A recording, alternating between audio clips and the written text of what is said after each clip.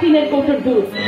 তাই তো দেখ না, মা জাতির ওপর থেকে আমাদের বিশ্বাসটাই হারিয়ে গেছে।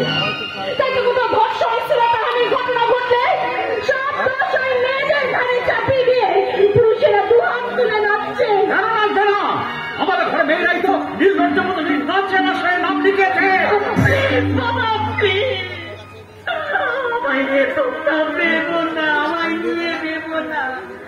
আমার চরিত্রে কালি থাকলেও টাকার গায়ে কখনো কলঙ্কের কালি লাগে না।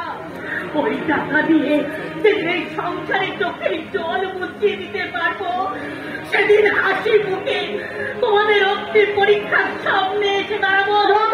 আমাদের সব শান্তি আমি মাথা পেতে দেব।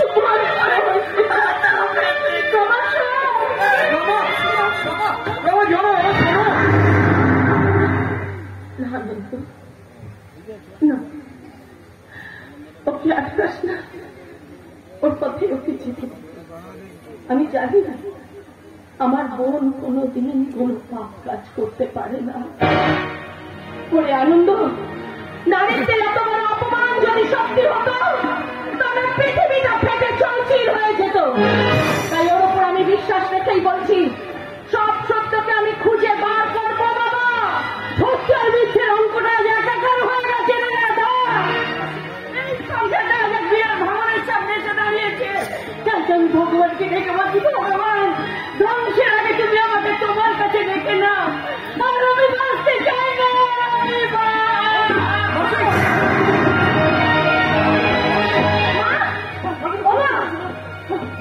মা, কথা বলো মা। তোমার কি হচ্ছে মা? মা কথা বলছে না কেন? বাড়ির চোখ বন্ধ করে আছে কেন? মা কথা বলছে না কেন?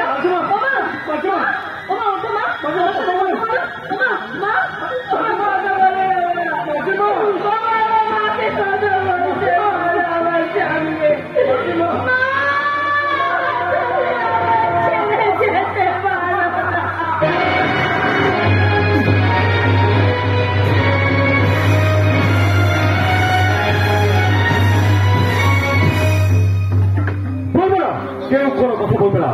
আজকে নারী 25 বছর পা দিয়েছে, আর আজকে ওকে দিয়ে নতুন দলিলে সই করে কাল থেকে বিশাল সম্পত্তির মালিক হবো আমি। এই প্রেম না, জড়াবে প্রেম আর পিছে লাভ। হাসিস না প্রেম, হাসিস না। আমার হাতে অনেক কাজ। এই দেখ নতুন একটা দলিল বানিয়ে এনে তুই শুধু রানীকে দিয়ে এইখানে একটা সই করিয়ে দিবি। বোকা, ভীষণ বোকা। এই সম্পত্তির দলিলটা তুমি কার নামে বানিয়েছো বাবা?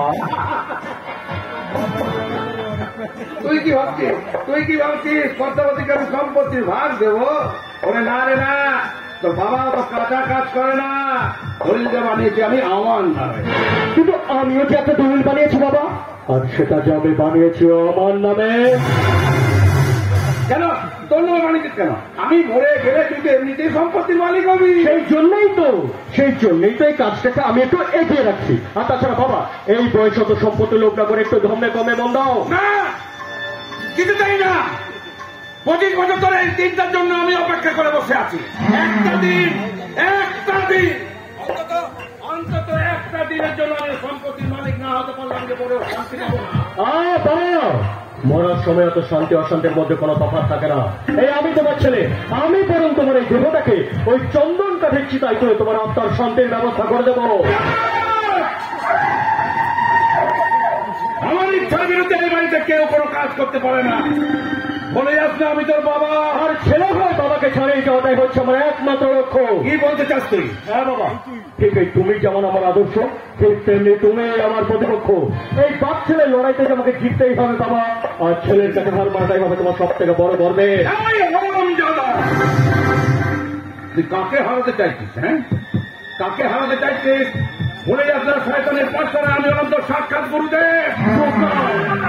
ভীষণ বোকা। তোমার পাঠশালার ছাত্র হয়েছে আমি গুরু মানবিদ্যাটাই শিখেছি বাবা। তাই তুমি যদি হারামির হাত বাক্স হও তাহলে আমি সে হাত বাক্সে তারা যাবি। তাই তুমিও নয়, ঈশ্বর নয়, কাল থেকে বিশাল সম্পদের মালিক হবো আমি।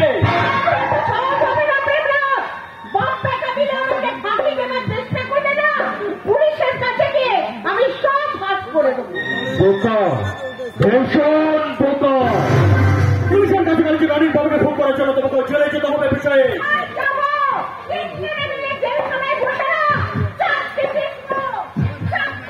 তাহলে সবার আগে তোমার গলার আওয়াজটাকে বন্ধ করতে হবে। কি করতে প্রতি বছর পর আমার নামে নৌকাটা ঘাটে এসে লাগছে, তাকে তুই এভাবে ডুবিয়ে দিতে পারবি না। সেই কথাটা বলতে এসেছি দাদা, এতদিন ধরে আমি তোমার সব কাজের সঙ্গে ছিলাম, তাহলে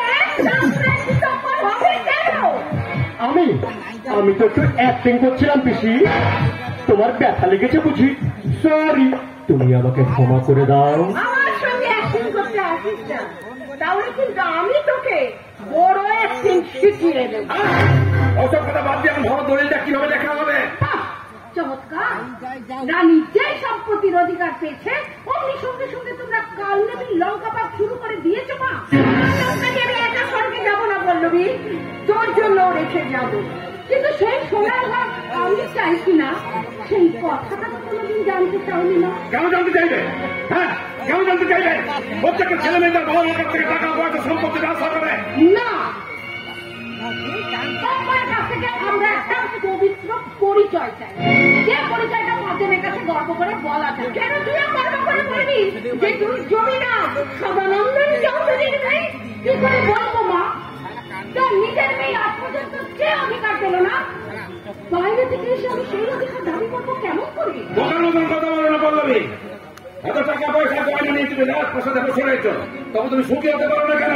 সুখ টাকা কোনো অমলের বেবি ফুড নয় যে বোতলে করে খাইয়ে দেবে।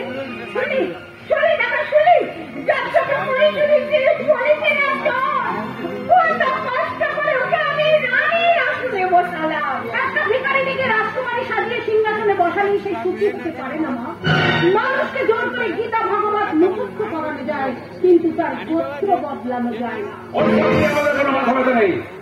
রানী আর সমস্ত সম্পত্তির মালিক হয়েছে মুক্তির বাবুর অফিসে। রানীর সমস্ত সম্পত্তি কারখানা দলিলগুলো আমি ফিরিয়ে আনতে। এই চল না, তুই ওই সিরিয়ার উপর নজর রাখবি, ওকে কিছু